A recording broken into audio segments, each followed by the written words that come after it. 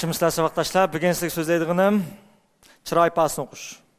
Chiroy ifodasini o'qish degan nima degan gapsa, odamning chiroyiga qarab, uning hissiyotlarini tushunish, hissiyotlarini bilish, uning ko'nglida nimalarni o'ylayotganligi, yoki uning ko'nglining joyida yoki joyda emasligini bilishni biz odatda chiroy ifodasi o'qish deb ataymiz. Buning yamratilishi mikro chiroy ifodasi.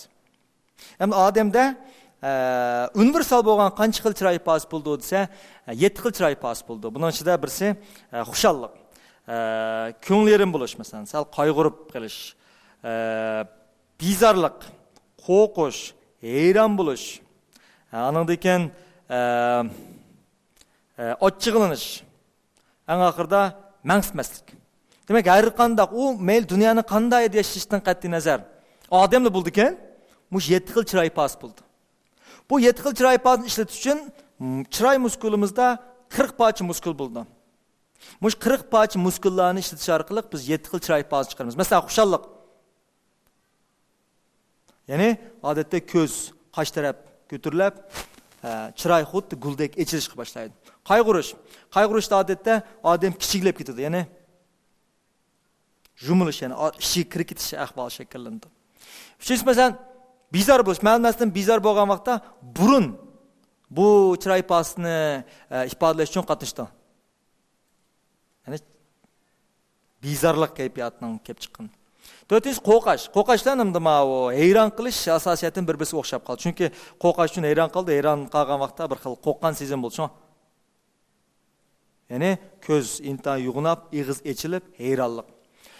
Undan keyin Açıqlanish deganda eg'iz odatda eg'izning tuzilish o'rni tuzsiz keldi. Ya'ni ko'z kichiklab, eg'iz tuzilishga boshlaydi.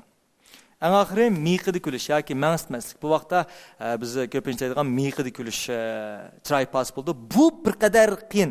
Chunki buni bayqamoq saltas. Bu vaqtda yoki o'ng yoki so'l o'ng eg'izning ma'lum bo'lki ustiga qarildi. Demak, bularning hammasi makro chiroy ifodalari. Bunda chiroy ifodalarini bir qarablam odamlar bilalaydi. Ammo bu makro chiroy ifodalaridan boshqa bir xil chiroy ifodasi, u nima o'ziga mikro chiroy ifodasi. Mikro chiroy ifodasi emas, intan kichik. Kishilar bilgil olmaydi. Bu mikro chiroy ifodalarining yuz berish tezlik qanchalik bo'ldi desa, 15 ta 1 sekund ichida chiroy ifodalab bo'ldi.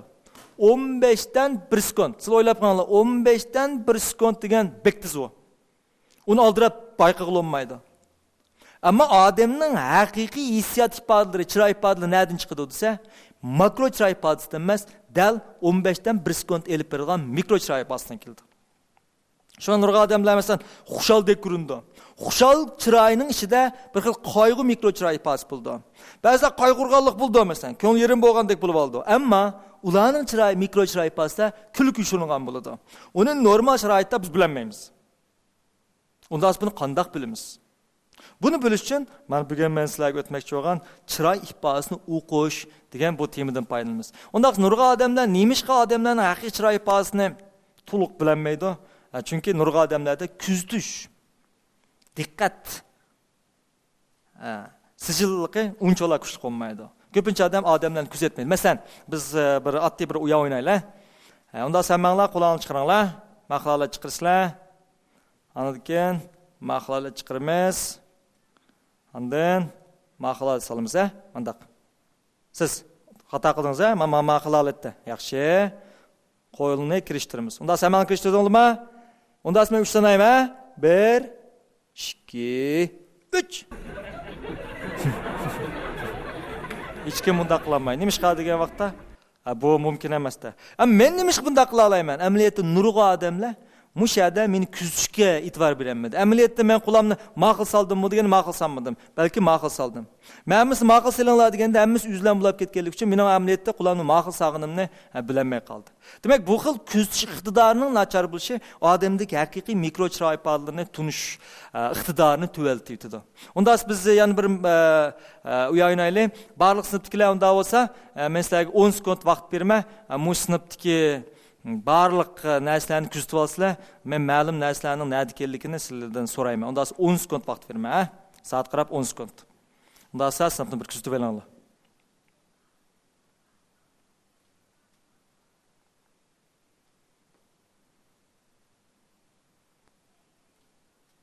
Bo'ldi.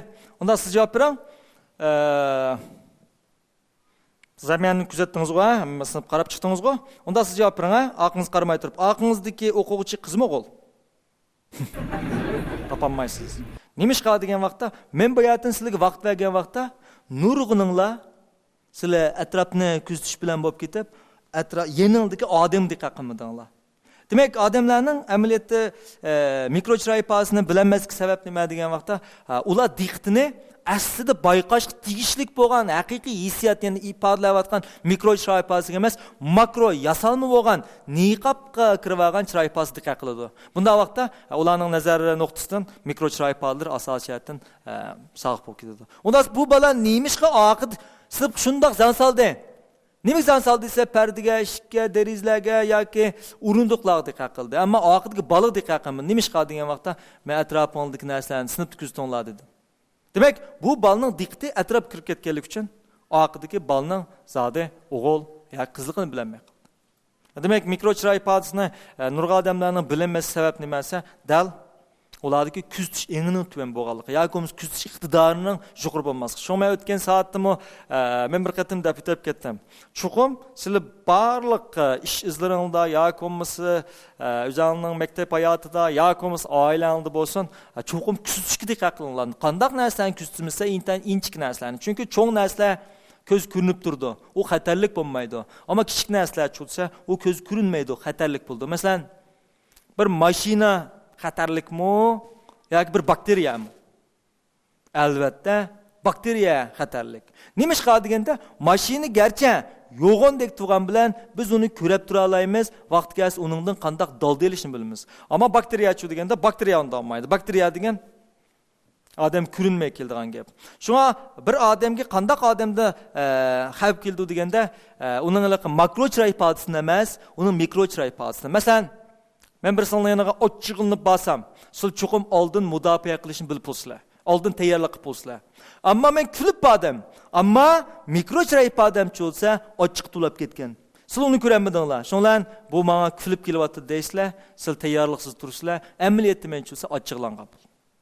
Yoki ba'zi odamlar ochiqlangandek turdi. Yoki menda deyli, sizning ma'lum bir ishinglar vujud chiqmay qolgan bo'lsa, yoki kelishmas yuzagan bo'lsa, do'stinglar ko'ngilni intan yerim qilish mumkin. Siz bu vaqtda do'stim haqiqatan men uchun ko'ngilni yerim qildi deb o'ylaysizlar. Ammo uning ko'ngilni yerim qilgan chiroy, makro chiroy ifodasining ichida u balkim xushal bo'layotgan mikro chiroy ifodasi kirib ketgan bo'lishi mumkin. Uni siz bilolmaysizlar. Ammo kunlarning bir kuni bu do'stinglar balkim sizlarga bek cho'ng payda kelmaski, balki hatta ziyankesh qilish mumkin. Shunga mikrochiroy ifodasini o'qish uchun odam men bayatım degandek nurg'unlagan inchik nuqtalarga diqqat qilish kerak.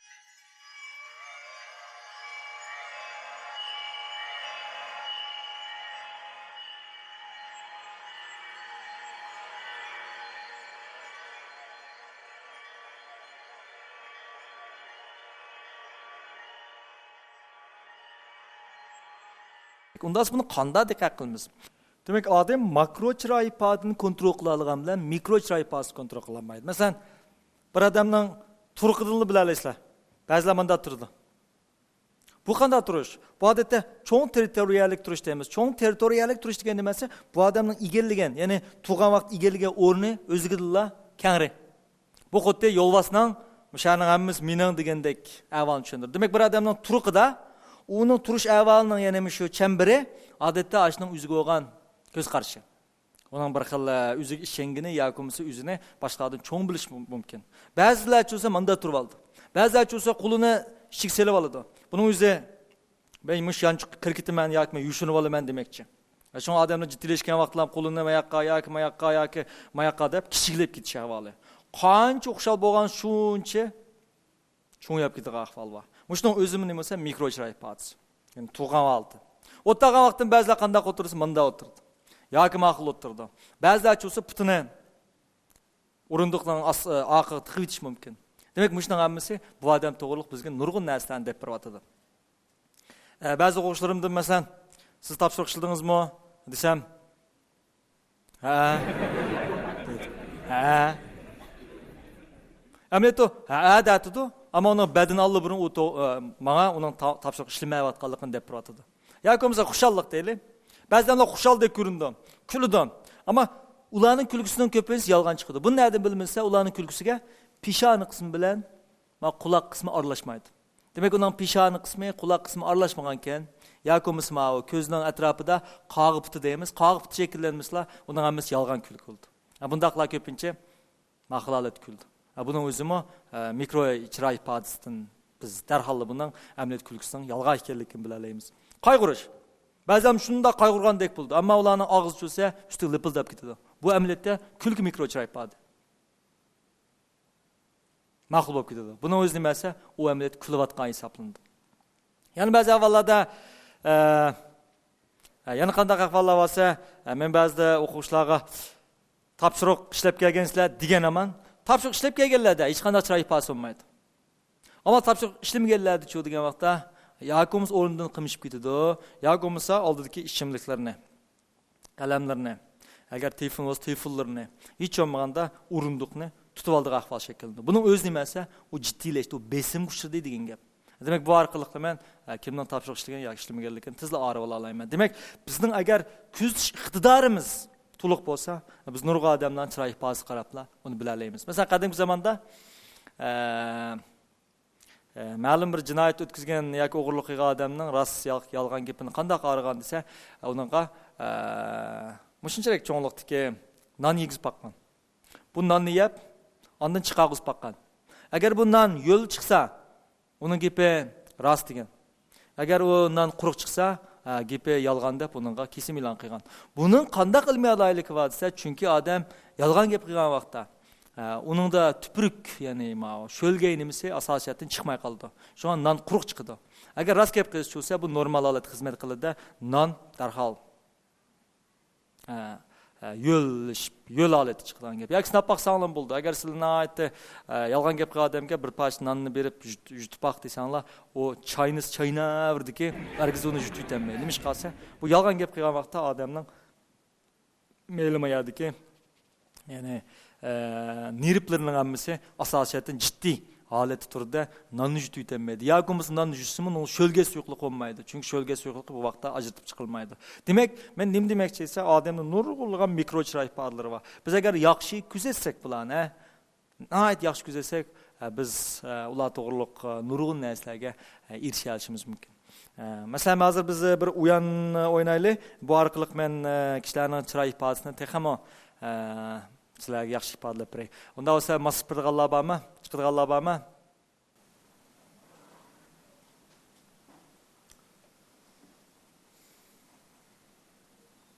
Siz.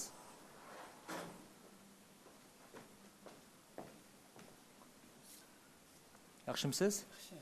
Ismingiz nima? Muhammad Emin. Unda Muhammad Emin, ikkimiz bir oddiy bir o'yin o'ynaymiz. Bu o'yinning ismi esa tengi tepish o'yini. Unda men bu tengi sizga beraman. Siz shuni xohlagan qo'lingizni orqa qilib, xohlagan birisiga yushirsiz. Sizlar ko'rolmanglar, hech kim ko'rsatmang, ha. Ondan men tanglaysiz, men birisini topaman.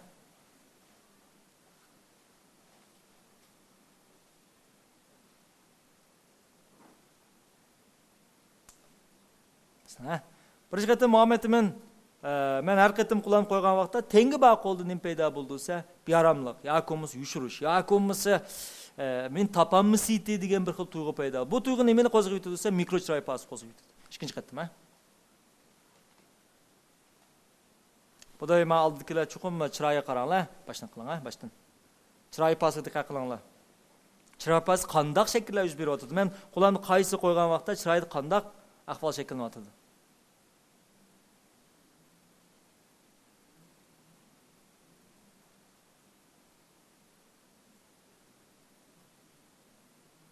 Ko'zam qarang, ha? Ha? Demak, ikkinchi qatim ko'zam qaramagan vaqt o'zini tanishay oldi. Biroq ko'zam qaraganda-chu degan vaqtda men qo'lni qo'ygan vaqt darhol chiroyda ifoda bo'ldi. Ma'noda o'zi qo'li yo'q qo'ysam, uf dedi. Qo'li qo'ygan vaqt esa uf. Bundaq mikro chiroy ifodalari odatda intenzil bo'ldi. Bunisilar ko'p o'ynab birish jarayonida, chiqmash qilib birish jarayonida ondan bu bir xil yetildi. Unda yana qiling, ha?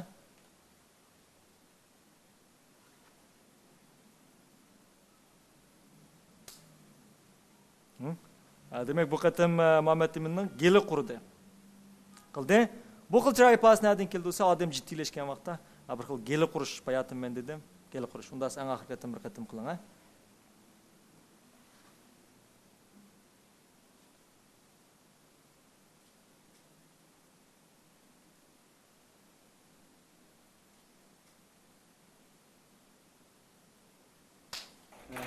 Bu qatimchi bo'lsa, Muhammad men o'zigidilla maqolni oqqashdi, ya'ni mushmin topamizken deb. Gerçi ro'shan alda qaşmagan bilan ma'lum bir miqdorda, ma'lum bir o'lchamda, ya'ni oqi tatishpa. Buni normal vaqtida ko'rolmaysizlar, ammo mikro chiroy ifodasi bo'lsa, buni ayt ro'shan ifodada. Unda bo'lsa, bu 4 qatimliq tengi tepish o'yin orqali men Muhammadimning mikro chiroy ifodasidan tunishdim. Ammo bu tengi mening. Şuna Muhammed İmin'de tehe besim unchola şekillenmeydi. Onun sonra bunun miktarı fakat bir koy. Ondasa ma'lum bir narsa, Muhammed İmin bilan beklam münasebetlik bo'lgan ma'lum bir narsa bo'lib qolsa, u chaqda mikro chiroy ifodasi texmo kuchli bo'ldi. Sizda bank kartasi bormi? Bering.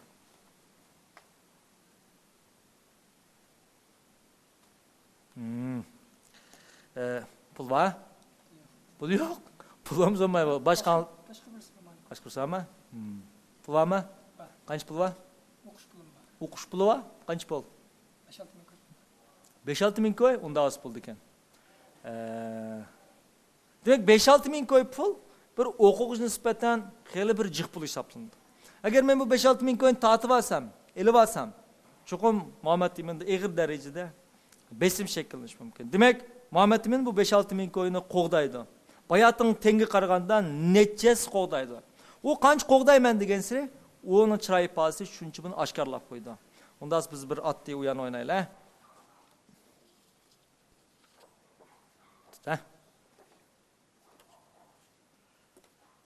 Unda men hozirmi shu kartangning maxfiy shifrini sen hozirmi yozsa. Men topaman. Demak, maxfiy shifrini men topsam pul meninggo. Topolmasam men sana shunchalik pul beraman. Olamda kelishdiqmi? Topalsang, topolmay qolsam men sana qancha pul bo'lyapti? 6 ming ko'y berma. Deb qolsam, men makon eliblam 6 ming ko'y nechikdimi? Tushundingmi? Kallang tutsin, ha? Xudo sen menga men qarab turma. Sen maxfiy shifrni mushtanga yozsa, men ko'rsatma, ballig'im ko'rsatma. Hamda 6 ming ko'ylik bo'lib qoldingdek turma. Deb qolsam Ammağını bir meyman qildigan ishlarim bor. Topolmay qolsam, umidlanib ketmasizlar. Men buni topolmasligim mumkin, topa olishim mumkin. Men faqat sizlar bilgan mush orqali nima ketmoqchi etsa, mikro chiroy ifodasini, texmo inchki yerlarini ko'rsatmoqchi. Chunki hozir topa olsam mening. Garchi bu gapni chaqchaq aralashtirayotgandek turgan bilan menga cho'lsa chaqchaq aralashtirmaydi. Menga odatda rost, yolg'on, chaqchaq deganlarni bilmaydi. Uning shunda signal keldi deb bo'lsa 6 ming ko'y ketadi deydi. Bu nimani paydo qildi desa, yana qo'shimcha kognitiv load deymiz. Kognitiv load deganimiz aqliy yukni paydo qildi. Bu aqliy yuk mikro chiroy ifodasi tegim qo'zg'aydi degan gap. Bittimi? Unda olsamish qog'ozni sen qatlab, yanchiqonga selib et.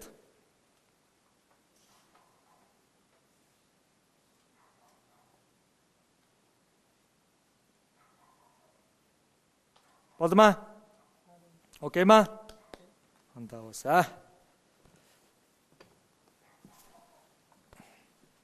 deb pasam 6 ming ko'y menajmi? Ha, ishingizdan nargiz ketmasin. Unda istiqa qil. Men qarab pasanglar bo'ldi, yo'qmi? Maxfiy shifring qancha xona? 6. Unda biz men avval birinchi xonasidan boshlab mangam, 0dan tortib 9gacha bo'ldi. Sen faqat mening ovozimni anglab bersang bo'ldi. Ammo kuzang nargiz menda oqqasang olmaydi. To'xtama, cho'qim kuzangman tikilib turish kerak. Men har qanday gap qilsam sen de hech qanday tovush chiqmasin. Beshing lingishtin bo'lmasin. Yoqdi ishkim bo'lmaydi, hadi ishkim bo'lmaydi. To'xtama, faqat chiroyli turib bersang bo'ldi. Nolma, birma, ishkima, birma, nolma, birma, ishkima, to'rtma, nolma, birma, ishkima,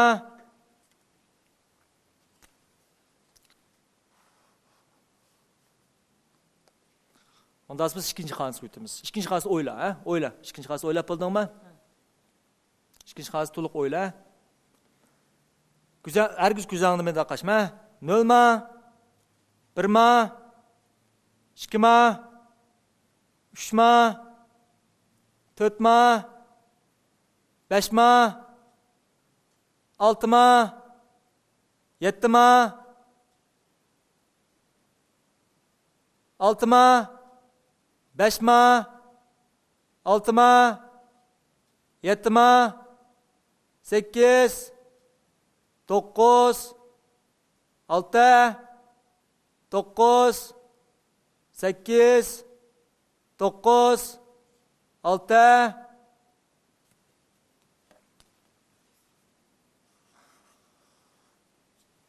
Ondan sonra üçler xonasiga kelamiz, ha? 0 ma, 1 ma, kalan o'ylab bajima, shuni o'yla, hargiz dema, ha? Ammo kalan o'ylab, cho'qim o'ylashing kerak, ko'zam diqqat qil, ha? 0 ma, 1 ma, 2 ma, 3 ma, 4 ma, 5 ma, 6 ma, 7 ma, 8 ma, 9 ma, 8 ma, 9 ma, 9, 9.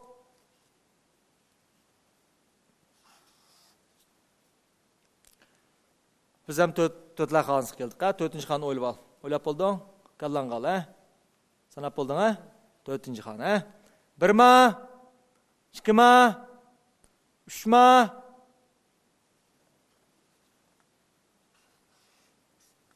5 xonasiga kelamiz, ha?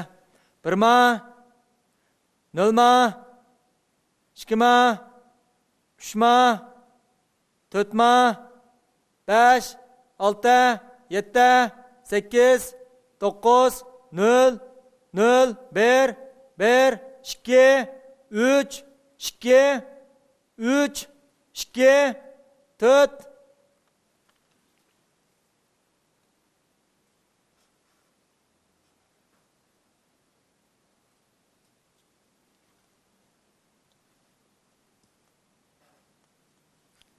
Ondan biz en ahir xona keldik. En ahir xona 6000 koylu xona, ha? Oyla, ha? 6000 koy ketganini oyla, sen oyla. Sen oydingmi? Sen oyla, küzem qara, küzemda qaşma. 0 ma, 1 ma, 2 ma, 3 ma, 4 ma, 5 ma, 3 ma, 4 ma, 0, 1, 2, 3, 4, 5, 6, 7, 8, 9, 0, 1, 2 ma, 3, 4, 3.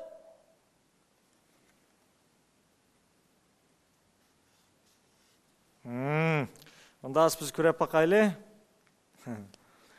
Ondan sonra ben 6 xonalik bu maxfiy ish birini yazdım. Onda o ismini unuttu.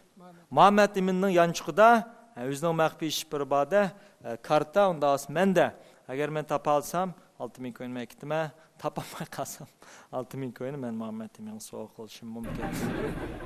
Onda olsa biz sen qog'ozini ol.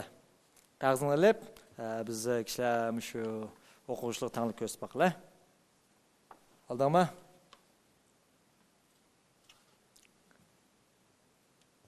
Bir 9 9 2 3 Demek men 5-xonada ezib ketib qopdim. Demek Muhammed Eminga men sen qotla. O'zgartirib o'tmoqchi ish birini bilamda. Bo'ldi, rahmatim da bo'lsa.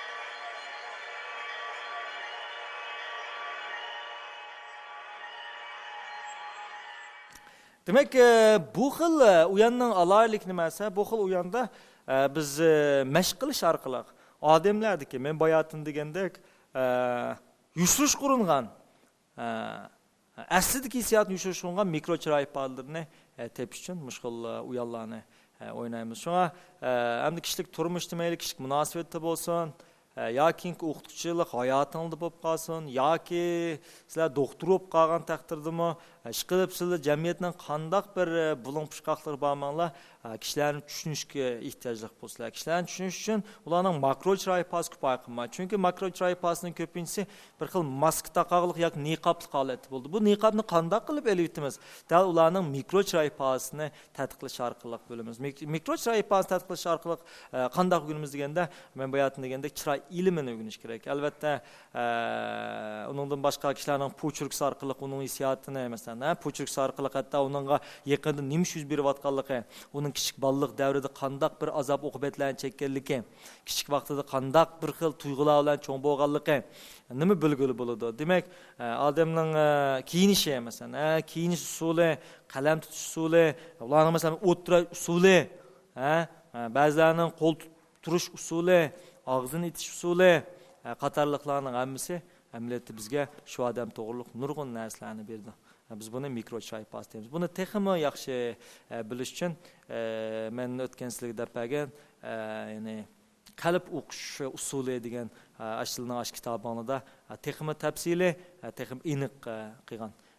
Ya'ni bu to'g'riliq texmi so'raydigan yoki texmi cho'nqurlashmoqchi bo'lsanglar, chunki men sizlarga oldida psixologik nurg'un savollarni dedim. Bu qaysi kirdi-sa, chiroy ilmi kirdi. Sizlar qaysini agar yaxshi ko'rsanglar, cho'qim shu sohaga texmi cho'nqurlab, texmi ichkirlab kirgan vaqtda ondan uningda ma'lum bir mutaxassis bosqichiga bog'liq bo'ldi.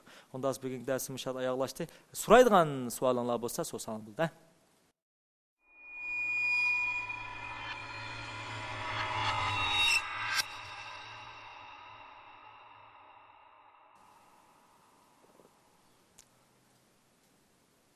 Siz. Malum men bir savol so'rsam, shu odamlar yolg'on gap qilgan chog'da shu burni qitishliga degan gap rostmi? Qanday qiladi? Endi bu gapning ham rost, ham yolg'on yeri bor. Rost yolg'on yeri degan nima degan vaqtda, odamning burnining qitishi odatda besimda shakllanadi. Masalan, odam ma'lum bir besimga uchragan vaqtda, men o'tganda dedim, saqanqur rayonining signali orqali odam badanda, ya'ni shu börek usti bizning stress hormon deymiz, besim hormonini chiqarib yetadi. Bu hormon chiqargan vaqtda qanday holat keldiysa, odam bir xil jiddiy holat kelgan nima bo'ldiysa, qon aylanishi tizilib ketadi. Qon aylanishi tizilib ketgan vaqtda bizning burun, quloqning uchi yoki bo'yon qatorliq bulutsimon to'qilmalar deb qo'yamiz. Ya'ni bulutsimon to'qilmalarga qon to'ladi. Qon to'lgan vaqtda qichish yuz beradi. Shunga odam jiddiylashgan vaqtda burni tutilgan yoki bo'yin tutilgan yoki quloqni tutilgan ahvollar shakllanadi. Endi bu jiddiylikni biz yolg'onchilikdan kelganmi yoki jiddiyashib ketganmi biz buni bilmaymiz. Ammo bir narsani jiddiylashgan aniq. Hamda yolg'on so'zlagandimi odamni jiddiylashib paydo bo'ladi. Shu burni tutib qoldi. Ammo yolg'on so'zlamay, ma'lum ishdan huduqqan vaqtimi yoki bek boshqalarga yaxshi ta'sir beribman degan vaqtim bu xil ahvollar shakllanadi. Shunga buni tutganni siz nuqullamış yolg'onchi ekan deb turvatsangiz bo'lmaydi. Buning azroq ilmiy asosi bor, ammo bundan jiddiylikmi yoki yolg'onchilikmi buni ayirish kerak. Endi hozir buni qanday ayiramiz desa, gap orqali ayiramiz. Masalan, yolg'onchilarning bir odati sizning so'ragan savolingizga bevosita javob bermaydi. Masalan, men sizdan sen mening qalbimni o'g'irlab oldingmi deb so'rasam, siz hargizmi yo'q deb yolg'on so'zlamoqchi bo'lsa, yo'q deb javob bermaydi. Javob berolmaydi. Badan uning yo'l qo'ymaydi. Nima ish qilsa, mingida yolg'on gap qilish olmaydi. Faqat eg'izdilar yolg'on gap qilish majbur bo'ldi. Siz mening qalbimni o'g'irlab oldingizmi deb so'ragan vaqtda, siz balkim mingiz ha deb javob berib bo'ldi. Ammo og'zingiz cho'lsa, buning yo'q deb javob berdi. Mana mushu qisqa uchrashda ma'lum bir narsa shakllandi. Ya'ni badanda ma'lum bayatningidek buni tutish yoki ahvollar shakllandi. Ammo yolg'onchilar bo'lsa yo'q deb javob bermaydi. U balkim sen meni o'g'irtib sen meni nim deb ko'ryapsan deb uning gapi bunday qilib uzrab tushuntirish berish asosi mumkin. Bunday qilganda yolg'onchilar gapni bevosita yetkazib bermay sizni qoyil qilish urindi. Shu qoyil qilish urinish jarayonida uning bergan javobi tabiiy kengayib ketib qoladi. Yoki buni murakkab ko'rsangiz oddiy. Siz siz ma'lum odamni yolg'onchiligini bilmoqchi bo'lib, uningga savol so'raganda uning javobi 3 xatdan eshib ketsa, bu yolg'on ekan deb tushunib olsangiz bo'ldi. 3 xat. Şuna bu faqatliq paylanış materiali bunun qichishi, ammo u butunlay uning yolg'on gap qilganidan darak bermaydi. Yani şu yan sual so'rayganlar bormi? Siz Assalomu alaykum Ali molim. Men hozir nima o'ylayapman? Bila olamsiz? Balkim sizmi shu Ali ma'lum chuqur mening o'ylagan narsam topolmaydi deb o'ylayotganingiz mumkin. Bo'ldi, unda bo'lsa keyin ko'rishaylik. Xo'sh.